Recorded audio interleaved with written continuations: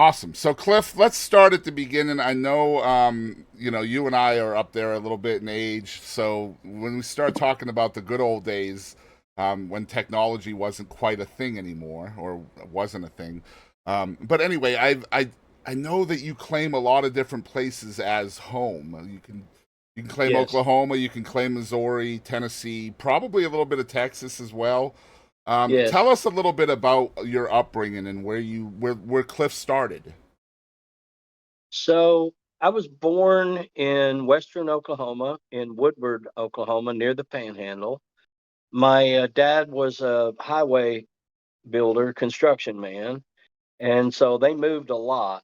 They lived in travel trailers, and um, I had three older sisters and a brother at that point. And um, my parents were living in Elk City. My dad was probably at that point was probably working on some part of Route 66 because I-40 didn't exist at that point. And he did Wow. later go on to work on building I-40 as well in Oklahoma, Missouri, Texas. But so I was born in Woodward, Oklahoma, and by the time I was just, a few months old, we had moved to Missouri, where my dad was from. And my mother was from Woodward. Her family's all from there. Um, and so they eventually settled on a farm in Hurley, Missouri, south of Springfield, when I was about 5. I think I was 5 when they moved there. I want to say it was 1962, 63, right in there. Um, and so I grew up in on a dairy farm Right. in near Springfield, Hurley, Missouri, kind of between Springfield and Joplin. Okay. And so I grew up there and lived in that part of the country until I was in high school. And I started playing music. I don't know how you want me to talk about music now, or just kind of talk Well, about where we'll I've we'll lived. get there. We'll get there. The Okay. first So thing I really wanted to discuss, knowing that you grew up on a farm. My dad was a foster child who grew up on a farm, and he was essentially hired help, even though he was a foster kid. The reason why they fostered children was because they had a farm and they needed free labor. So, right. knowing how my dad was over the years and how much his work ethic was so apparent because of his time on a farm, I would love to hear you talk about how that experience as a child on a farm shaped your work ethic as an adult.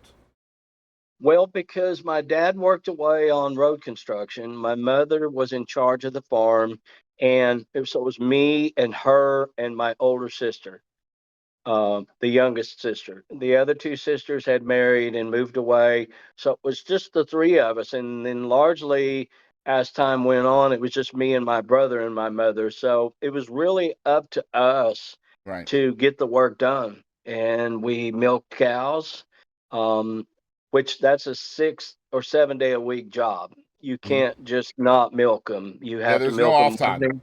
Yeah, no off No, time. you have to milk them in the morning. You have to milk them at night. Now, my parents did give the cows Sunday to rest. They didn't milk on Sunday.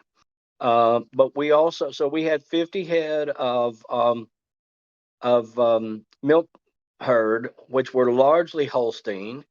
And then we had about 50 head of beef cattle, which were largely Black Angus. Hmm. And we raised them for food. I mean, we raised them, we butchered them, we ate them, and that's just how it was. Right. Everything we had, except for our milk. My mother bought our milk that was pasteurized. We didn't drink milk from the tank, although she made things with it and cooked with it.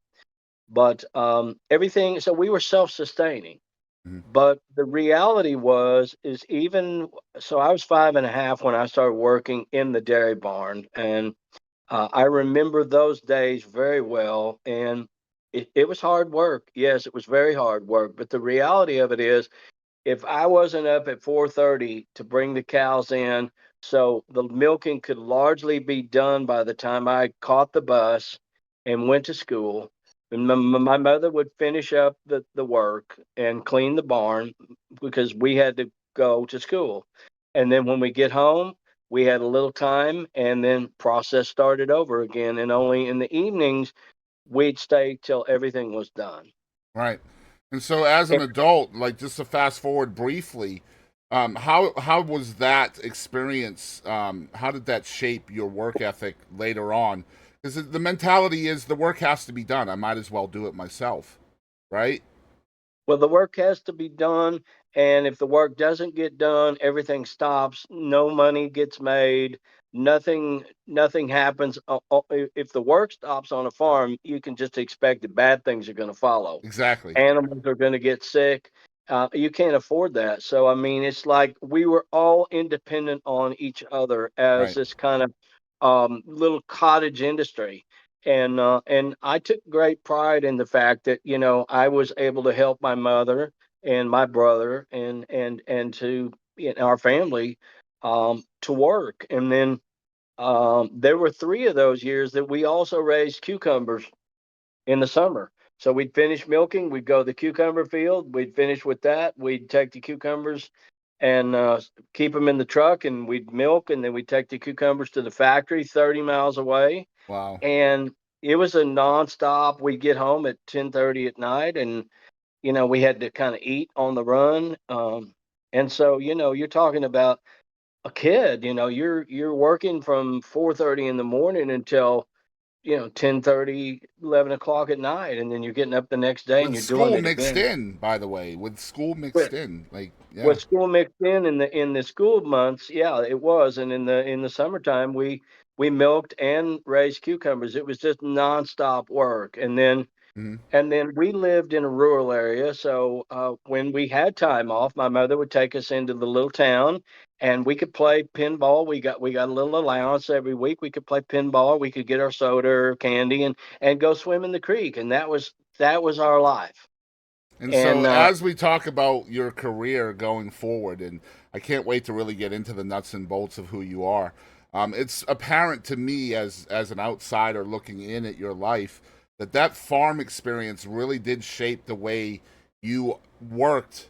So many different, wearing so many different hats over the course of your life.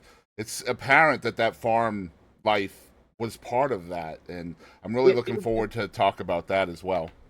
it did, and it taught me not only good work ethic, but it taught me structure. Mhm. Like, this happens at this time, no excuses. Yeah, It's kind of like very when the show regimented. Very regimented. So it's kind of like in the music business, when it's time for the show goes on. Hmm. No excuses. Only if there's some extenuating circumstances that delays you getting on stage or whatever, you need to be present, willing, and ready to get up and deliver what you've been paid to do. So let's And I get into take the that, music. At a I take very that very, I take that very seriously. Yeah, as well you should. The music business is a very regimented place, and if you don't abide by that regimency, then you're gonna falter more than you succeed for sure. I've seen that over and over again.